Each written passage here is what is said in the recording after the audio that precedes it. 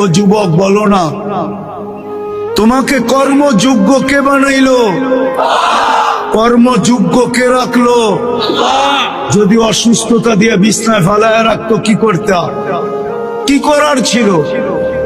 অভিযোগ, থানায় কেস,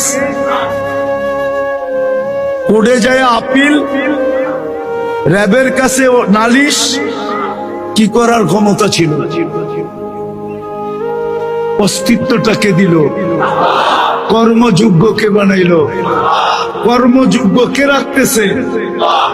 কতটুক নুন খাই, গুণ কতটুকু গাই? গুণ তো গাই না আল্লাহ।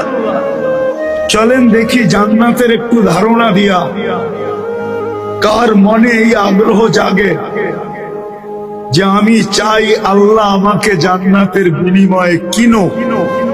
এই আগ্রহটা কার মনে পয়দা হয়? একটু জান্নাতের ধারণা দিয়া দেখি। আল্লাহ কিন্তু জান্নাত দিয়ে কিনতে চাইতেছেন। কিনবে কে? ক্রেতার